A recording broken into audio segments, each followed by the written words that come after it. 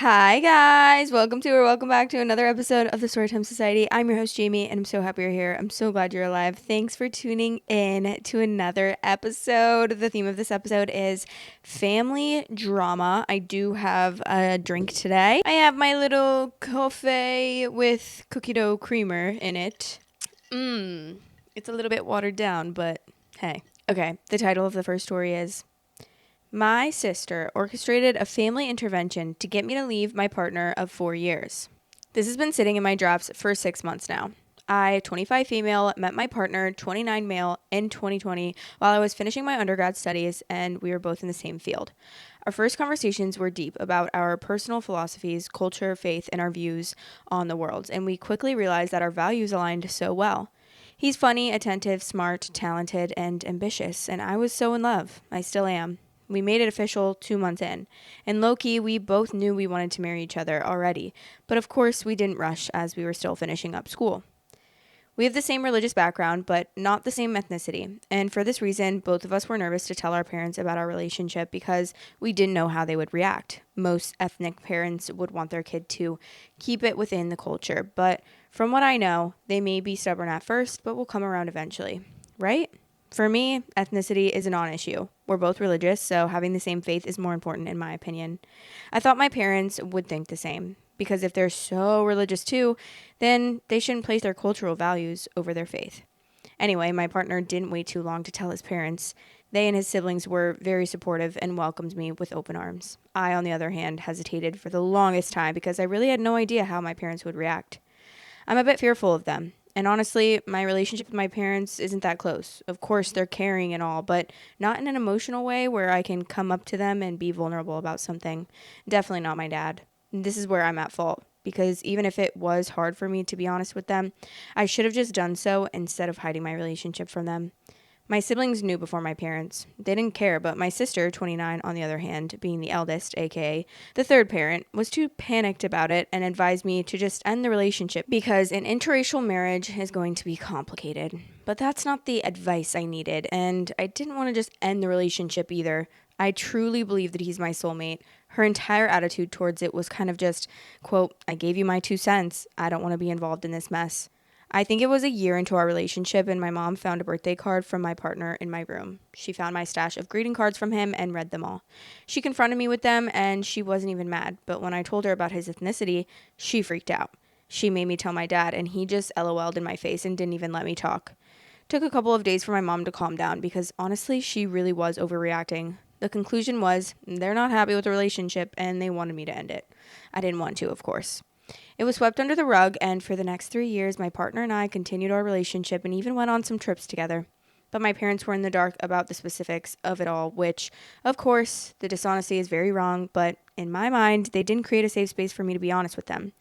I couldn't just tell them, quote, oh, hey, I'm going out for dinner and he's going to be there. Bye. Love you. XO. The conversation about us would only be brought up occasionally in those 3 years because at that point, me and him are ready to get engaged and we just need my dad's blessing. It would always end in an argument, feelings hurt, and no blessings given. They refused to even meet him. I'm still being patient and holding out hope that my dad will come around or something.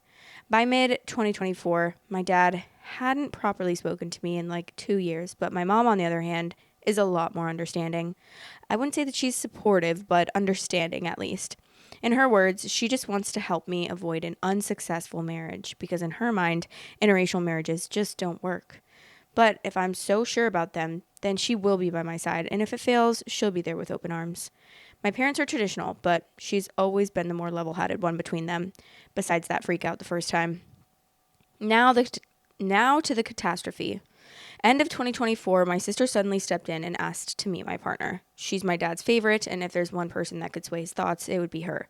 So this opportunity excited me and my partner because it finally felt like there was a light at the end of the tunnel. We've been patient, but the stress of all of this was starting to put a strain on our relationships, especially in the last 2 years. But we loved each other a lot and didn't want to let this go, no matter what. And we would always work things out with communication. Sister and him met up and talked for hours. I wasn't there. But it went well, and he left a good impression on her, and she said she'll talk to my dad. Side note, him and I discussed beforehand that we don't need to disclose how many times we saw each other or what trips he was involved with. We know the dishonesty and hiding was wrong, but we felt like we were entitled to that privacy at the very least. He's the type that loves honesty and just says, F what people think. But I didn't believe honesty works with my parents, especially my dad, because he's someone that's very critical and will shame you for your different values, beliefs, or whatever. Now, I thought things would be dandy from here on out, but my sister was acting weird and distant, and when I would ask her what's wrong, she would just brush it off. 3 weeks of this passed, and it's the new year now. My mom sent me off to do some errands for her at a suspicious time of day, and I really felt like something was off. I come back home, and my parents and siblings are all in the living room telling me, sit down. We need to talk. My heart dropped. I'm sorry if this is not very detailed because honestly, that event was so traumatizing. They said they hired an investigator to find out everything about my partner and what our relationship entailed. That was a lie, of course. My parents didn't want to admit it was my sister that went through my devices and looked through all of my messages and emails and ransacked my entire room. She proudly admitted to it later. And from their findings, they concluded that he's a liar, a gaslighter, a manipulator, and that I'm a victim of this relationship. They said they found out about all of our dates and trips and are holding him accountable for it, that I was forced to lie and do things against my will, and that him, quote, showering me with gifts is just a way to manipulate me, unquote. A lot was said, and I just felt embarrassed and humiliated. It was 6 against 1, and I couldn't say anything to defend myself or him. I felt like I was being stripped naked as they went on and on and on about what they uncovered and whatever conclusions they drew from them. Him and I are semi-long distance, so most of our talks are through text. So for them to read everything, like my vulnerable side that I only felt comfortable showing him, our intimate conversations, our arguments where we both showed some really ugly sides of us, it just felt so invasive. They claimed he's putting a wedge between me and them and that I was ruining the family peace. They wanted me to feel shame, and it worked. In the end, I was given an ultimatum, and I felt like I had no other choice but to just agree with them and leave him. I was numb. They made me block him, and my sister texted him that we're over and threatened to file a restraining order if he were to ever come near me. He didn't answer that text. I was numb, and I couldn't even cry anymore. I surrendered. I couldn't even fight anymore. At that point, I was just nodding and agreeing to whatever they say. The following days, they were so nice to me because I was a good daughter and I complied to them. And they were the heroes that saved me from a toxic man.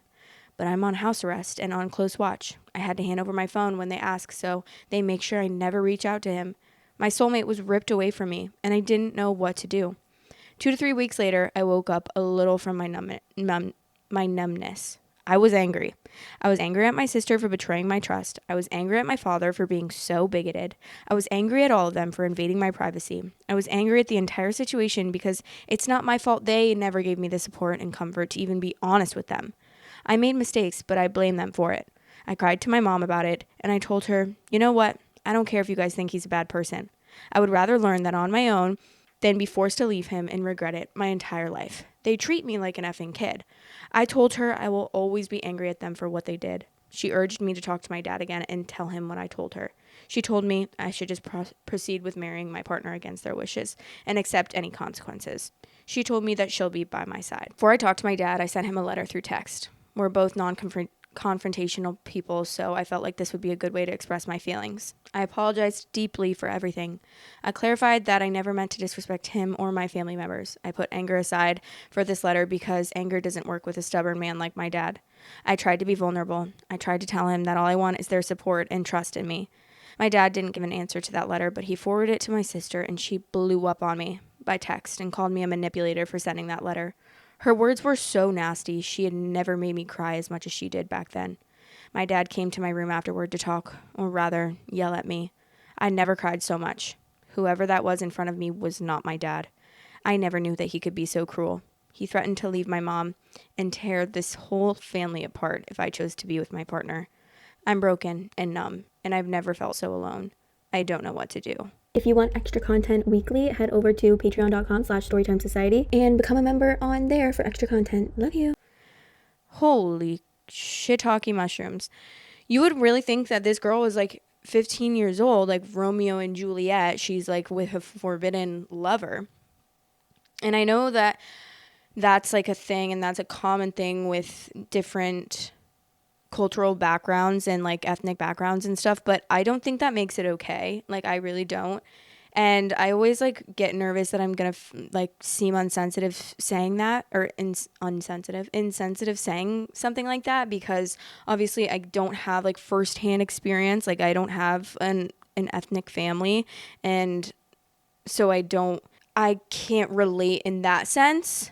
But like I think anything that is rooted in bigotry is not okay. And of course it's like, yes, do I can I kind of empathize and be like, that's how they were raised? And like a lot of people that are raised that way, or, you know, brainwashed almost. I don't know if I would call it brainwashed. I don't know. I guess like they could be, yeah, brainwashed from their parents, and that's just something that they like hand down throughout their family, and that's what their parents did to them, or that's just like what is normal in their culture, so they think that it's like okay to behave that way and be like so bigoted towards other people, even though you see that your literal daughter is like so happy with this person, and she's like so in love and loves this person so much, and you care more about the, you know, ethnicity, or I guess like how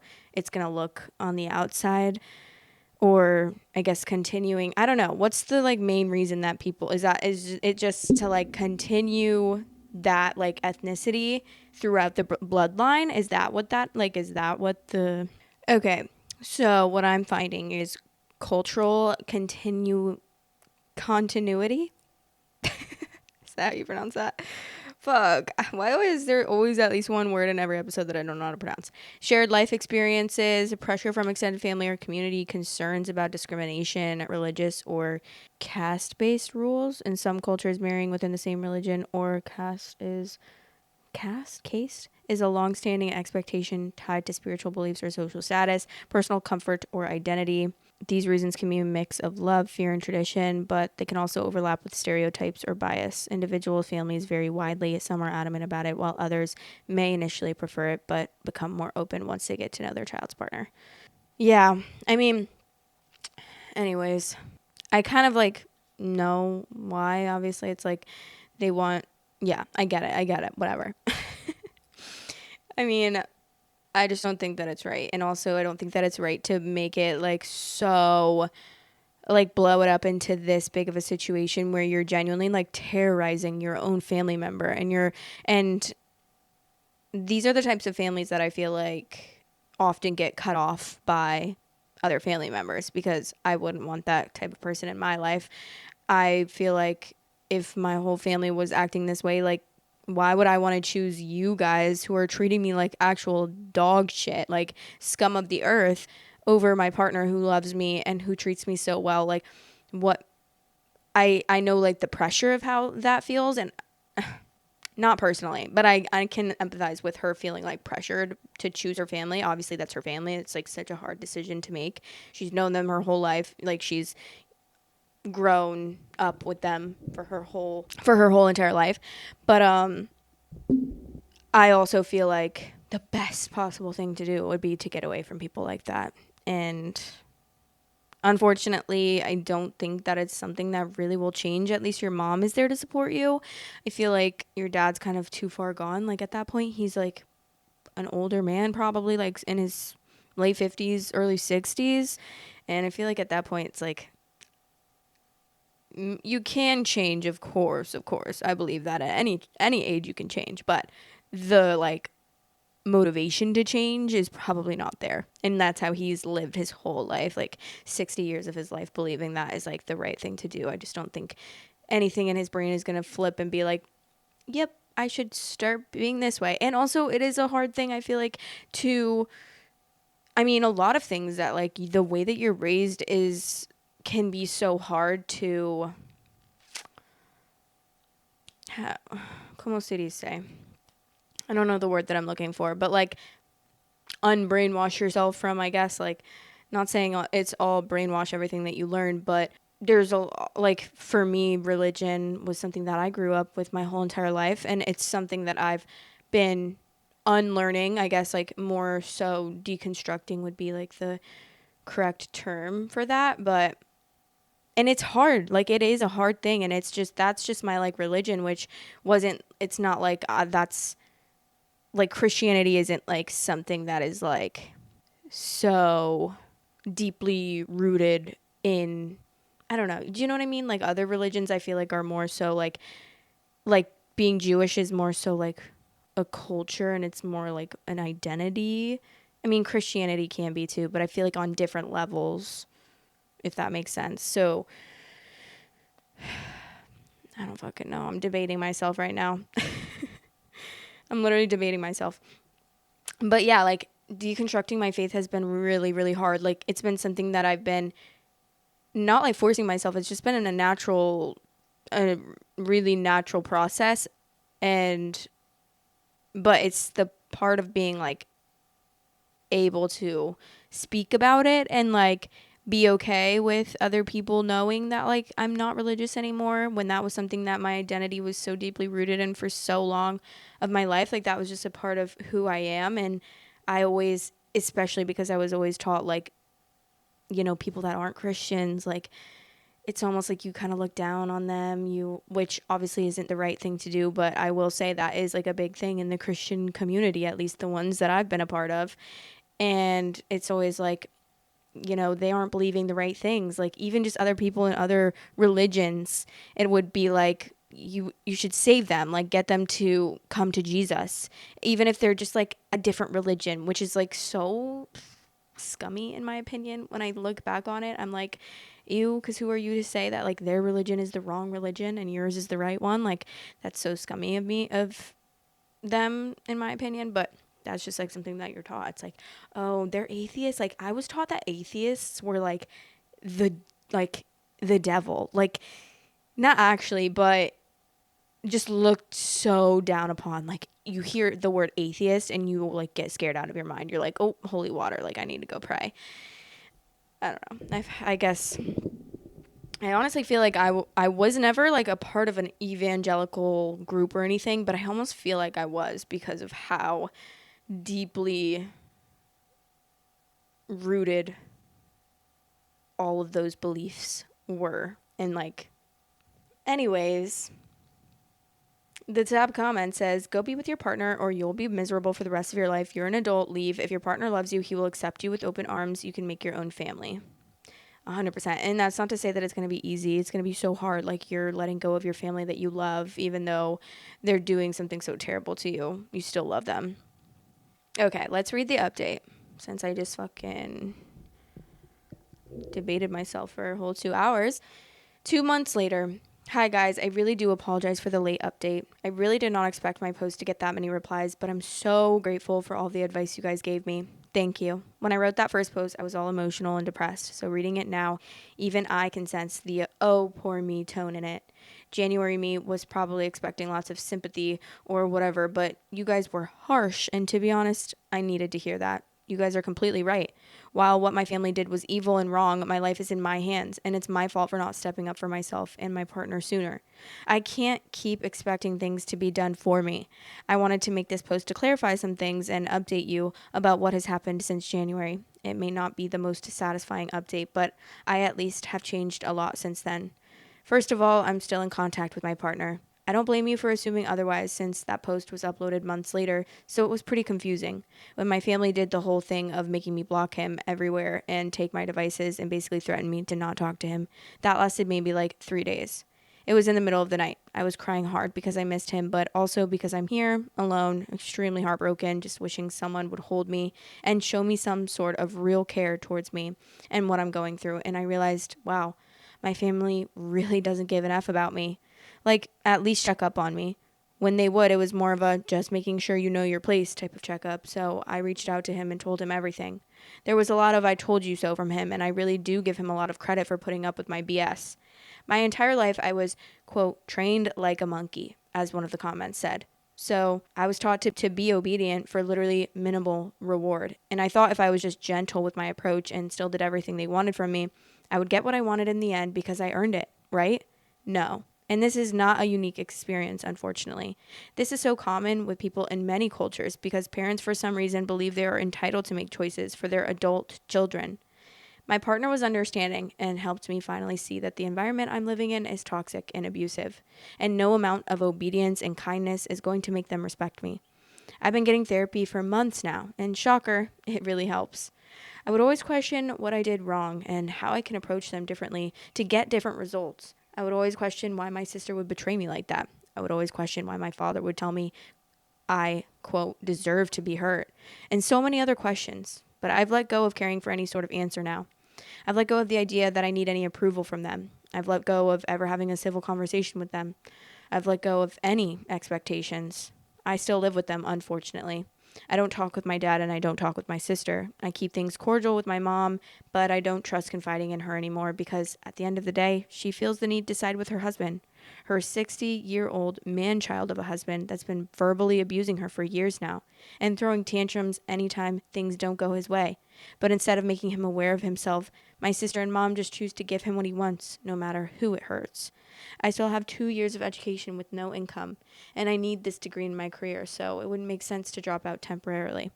But I'm working on trying to find something on the side to depend on and move out as soon as I can. To everyone saying he should leave me, I agree. Any man would have. Good thing he's an angel. Oh, that's such a hard. At least it's like temporary, so you can see that there's like at least a light at the end of the tunnel once you're done and you can like try to get away from your family. That's just like so hard, and I would hate to be put in that position. I mean, I've talked about my experience on here with like my boyfriend since, he's Jewish and his dad is from Israel and stuff, so that's like a whole culture thing, and his dad was always very much like pounding it into his head, like, you need to marry a Jewish woman, you need to marry a Jewish woman so that, his kids could be Jewish as well. Even though my boyfriend's not religious at all, but it's like, I don't know, it's more of a cultural thing, I guess. But and in the beginning, my boyfriend kind of was like, well, we did meet like so long ago, so we were both so young. And we still are, obviously, so young, but even more young at the time of us meeting. So it was like still very much ingrained in his head of like, oh yeah, like I do need, like, he's not going to accept her, so I do need to be with a Jewish girl. But then he would like start to ask me if I would be willing to convert, and I was like very much so still Christian, and I was like, no, I'm never converting for anyone. Like, this is my identity, and I'm not going to like convert into a new identity for someone else. Obviously that wasn't like really what he wanted, but like it was kind of a thing to like please his dad, which I can understand why like he would feel that way. But yeah, and even like his like sister asked me that because she was like saying how he's not gonna like it if I'm not like Jewish, and I was understanding. I was like, I get that. Like I know that is how some parents are and how some parents can be, but I was like, yeah, no, I'm not. His mom's not like that though. Like his mom is a little angel, so she's not like you need to be Jewish to. But obviously, like it's so different now. I forgot what I was going to say. I was going to say something. I honestly don't think that if I converted, though, like, still don't think his dad would have been happy. I think his dad really wanted him to, like, marry a Jewish woman. Like, I feel like, also, how would I convert if I don't believe that? Like, I barely even was believing in my own religion. I was like, what? How is this real? And then it's like, so it's like, oh, okay, here, yes, I believe this now, just so that, like, I don't know, it just doesn't make sense to me. Like, if I wanted to convert, I feel like you would really truly have to like start to believe in that religion, and it's like I'm struggling even believing in my own religion at this current time and place. So girl, you're asking too much from me. But I still really want to continue, like, when I have kids with my boyfriend, like when we have kids, I really still want to have them get that side of their culture, because my side of the culture is nothing. So like I feel like it's like very interesting and cool to experience other cultures, and so like doing holidays with them is always I always like indulge. I don't know what the word would be, but I'm always wanting to like learn more like For instance, Rosh Hashanah was last night or the second day, I don't know, of Rosh Hashanah. Me saying I like to be educated and like learn about it, and I'm like, what? But I was just like trying to look up like symbolic things, and I was buying a couple things. Like I bought like a little honey cake from the bakery because that's like a symbolic thing that you eat. And yeah, I just think stuff like that is important to teach and like continue on. But I don't think that it's like everything, and I don't think that is like means that you need to be bigoted towards other people. The top comment says there's definitely a cultural element we're missing. This reads to me as South Asian given similar posts, but hard to know. But clearly the idea of moving out is inconceivable to her. OP states in one of her comments, to avoid being very specific, Middle Eastern and East Asian. Take a wild guess of which one I'm from. I would guess he's Middle Eastern and she's Indonesian. That's only, I don't know how to pronounce that. East Asian Muslim country. Edit, sorry, I was thinking of the Southeast Asia and mix it up. Indonesia is the biggest but not only majority Muslim country in Southeast Asia. But as the commenters have noticed, there is over 1 million in East Asia. I still have a lot to learn about that stuff. Sorry. Okay, we're going to move on to the next story. The title is, Am I the asshole for revealing to my dad's wife the real reason why me and him were never close?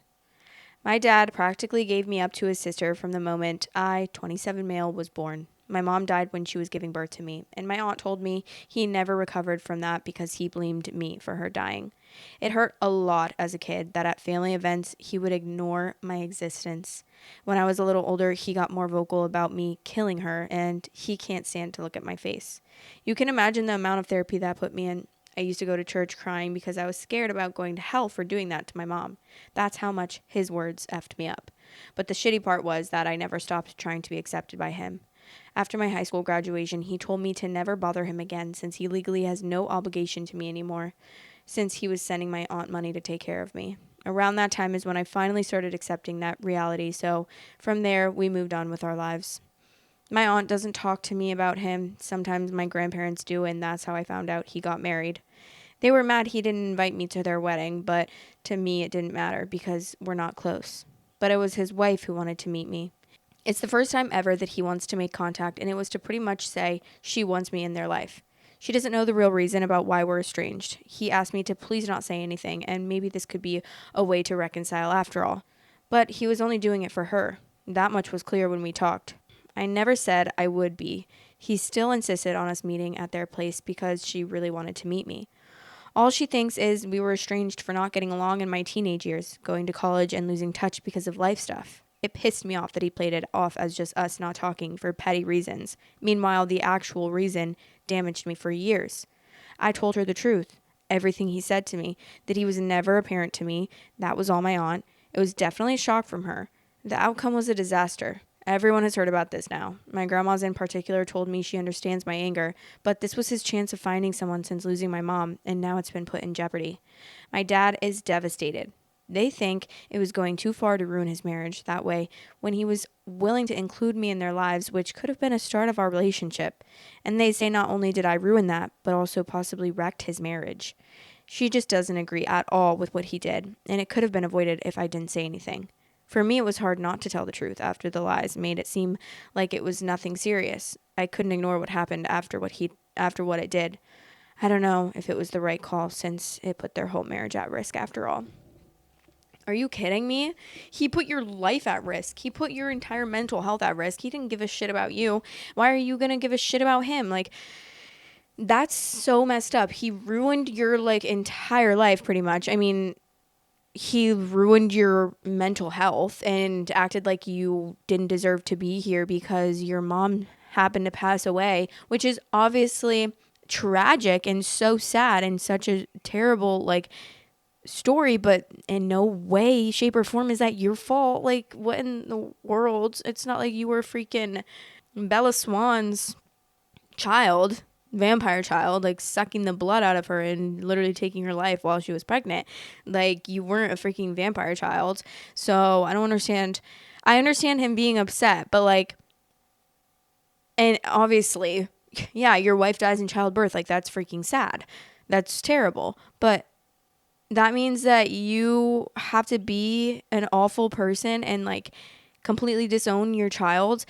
I feel like, ugh, bleh. That's just terrible. And yeah, she deserved to know what kind of person he was because he clearly knew that was wrong. Because when you hide something, that is literally admitting guilt. Like, you are saying you don't want this person to know. And why is that exactly? Because you know that any normal person that has feelings or empathy for other people or anything in the world would not be okay with that. And like, it's not going to go down well. So someone said, dude, not the asshole. Your dad is a grade A double cheese asshole from hell with a special topping of asshole served with asshole sauce. He deserves every bit of what happened to his second marriage because he presented himself as a different person than he is. I'm sorry you had to go through this. I wish you strength and may you find more people who love you unconditionally. OP said, thank you. And don't worry, I have. My aunt has been the best parent for me and she always tried to shield me from his shit as much as possible. I don't know if I would have made it without her supporting me. No, genuinely. And he did not like other people being like the little birds tweeting. I don't know if you guys can hear them, but they're so cute. Honestly, birds tweeting is like I love the sound of birds tweeting. Like it makes me feel like Snow White, like a little princess in a cottage. Anyways, you should never have a relationship with this guy. He's a freaking POAS.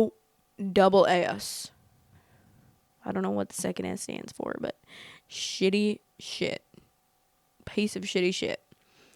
No matter how busy life can get, you don't forget to invite your son to your wedding. This woman should have insisted on meeting you before she got married to your dad. Estranged children are always red flags.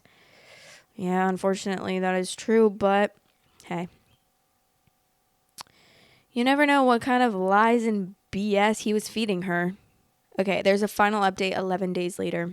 Words can't express how much it meant to me getting so much love for my last post. Everyone who supported me, not just my actions, but also acknowledged the hurt. To all the sweet internet moms who commented and DM'd me, y'all know how to make someone feel loved even by total strangers, lol. Since so many people wanted an update, here it is. It's a little heavy, and for a couple of days, I needed some time to process it and do some crying. They're splitting up. Heard it first from my grandma and then from his wife, or I guess ex. She was legit crying on the phone when she called me to tell me sorry for putting me in that position. Her and my dad had a longer conversation where he told her everything else he did, so she made that decision. She can't stay with someone like him. And she wanted me to know how disgusted she is. Also to tell me thanks, which is something I really needed to hear. My dad is who he is, yeah. But regardless, two people splitting their marriage because of what you said is a hard thing to not feel guilty about. This lady is heartbroken going through divorce just a few months after getting married, and she wanted to make the time to reassure someone else that they made the right choice. Unexpectedly, though, my dad wanted us to talk yesterday, too. My girlfriend, again, didn't want me to. Trust me, I get her point. She's the one who didn't want me having dinner with them in the first place. For one thing, we didn't know what he wanted to talk about and what that would do to my mental health. It was probably a bad risk to take, but yeah, I met with him. And yeah, I should listen to my girlfriend more when it comes to this stuff. First time in my life, I think we had a conversation about my mom. How much he loved her, them being happy and excited about having a family. But then she died, and he told me even if it's wrong, he can't ever not blame me. Because simply, if I hadn't been born, she would still be here. He's only sorry for not completely staying away from me and saying horrible things growing up. While he wasn't saying this to be malicious, since he seems sincere, it was still an ouch for me. In the end, we decided having a relationship with each other was never going to happen and said goodbye. He at least apologized for trying to put me in that position. First good thing he ever did was tell me what happened with his wife wasn't my fault. Then I just went home and cried. Had my day to process, a short therapy session, and support from both my aunt and my girlfriend to get me through. The rest of my family is leaving me alone, at least, so glad that in the end it was resolved. Not a total happy ending, I know, but in the end, it's better this way. Ugh. I mean, like, I'm no one to judge how someone grieves a terrible situation like that I can't even comprehend because I've never been through anything even similar to that kind of situation. But like, you would think if you're gonna have a child, like, there's so many things I feel like you have to come to terms with. Like, of course you're not gonna be like, oh yeah, my wife might die from childbirth. But like, you also have to like, I don't know. It's like, did you really want a child?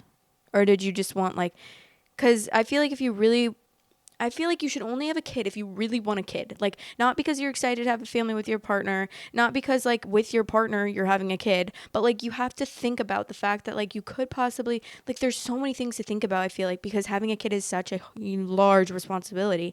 So it's like you really have to think about all the scenarios, all the avenues that could possibly happen, like you possibly being a single father. If you were a single father, would you, like, if that were before your wife got pregnant, if that were like that was what's going to happen, and that was the situation that you were going to end up being in, if you knew that, would you still want to have a kid? Like, do you want to have a kid because you want to have a kid and you want to raise the kid?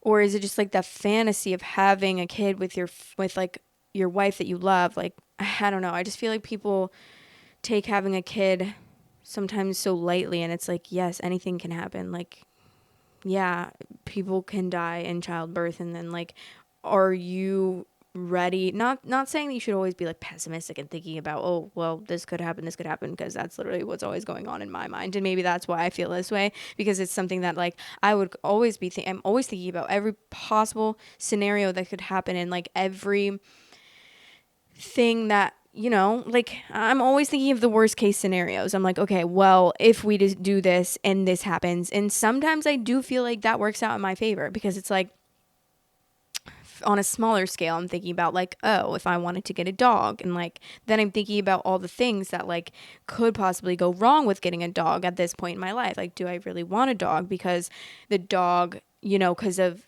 all of the other things that are going to go into getting a dog, or do I want a dog because the dog is cute and cuddly? Like, you can't think about it like that, like, you can't think about, oh, I want a dog because they're so cute and cuddly and like they're going to give me so much support.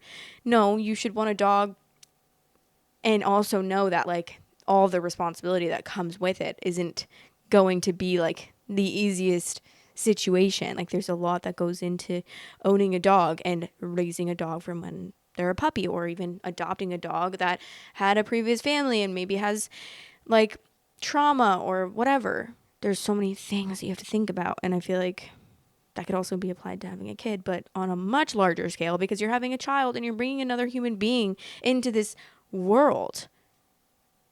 I don't know. I feel like it could be like, that's very much like hindsight is 2020, like if you were to look back at it. So obviously no one's perfect and no one's going to make the perfect decisions, but that's why it's just so important to like think so hard about big life decisions like that.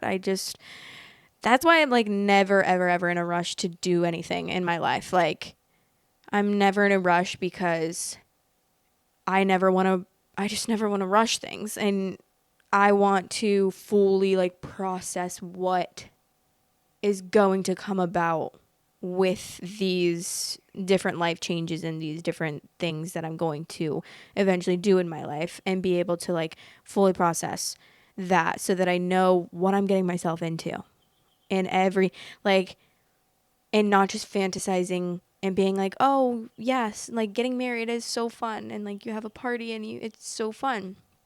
Like, yeah, getting married is fun, I'm sure, but there's also a lot of other stuff that comes with getting married, and you also have to make sure you're picking the right person to get married to, and like other things come along with that, and like their family comes along with it, and so many other things come along with it. And maybe I'm being a Debbie Downer. I don't know. That's just how my mind processes things. Like, I truly think about all of the avenues, and that's something that I've been trying to grapple with and like have a balance with, though, because I do think that it can get unhealthy at a certain point. Obviously, if you're always thinking like, oh, the worst case scenario, which is something that I've struggled with for so long, or just like worried about the future. I used to be so worried about the future. It was crazy. Like, not kidding. Oh my God, I would spend hours a day thinking about like, what if this happens in the future? Oh, what if this happens in the future? What if this?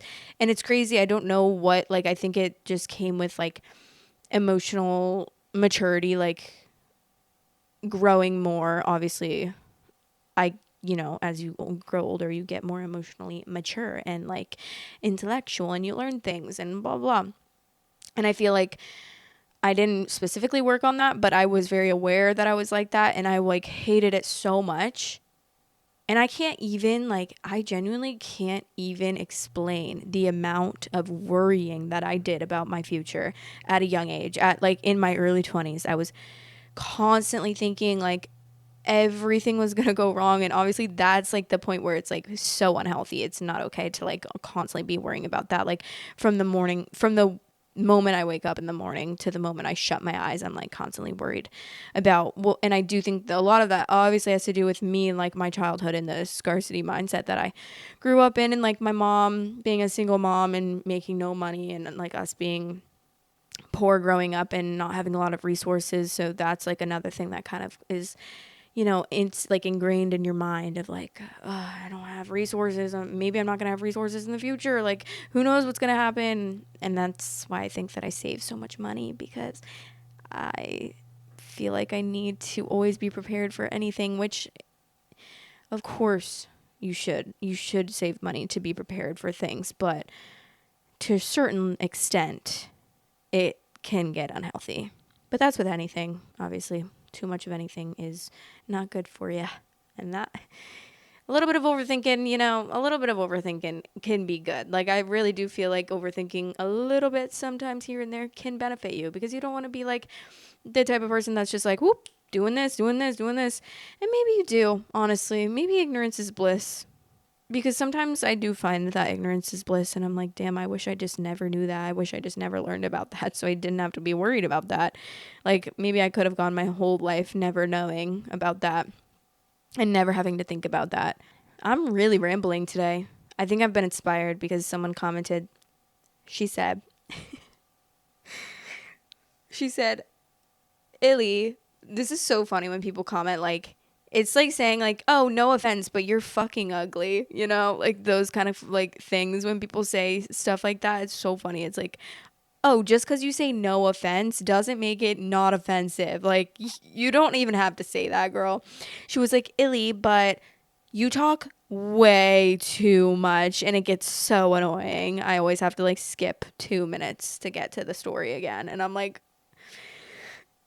first of all, you definitely don't love me if you're saying that. And second of all, exit the fuck out, girl. Exit out. Why are you watching my show if you think I'm annoying and you don't want to hear me talk? Like, bye, click out, queen. You can go read the stories by yourself. Like, one thing that I'm never going to do is shut the fuck up. I'm going to be yapping for the entirety of however long I have the show for, because that's what makes it fun for me. Like, I genuinely have so much more fun when I can like talk and say what I want and not have to worry about like, oh, you're saying too much. It's like, yeah, this is a podcast. That's what it's for. I'm supposed to be talking. I have a microphone in my face. Like, I'm supposed to be saying words. I'm not just going to read the stories and then be like, okay, next story.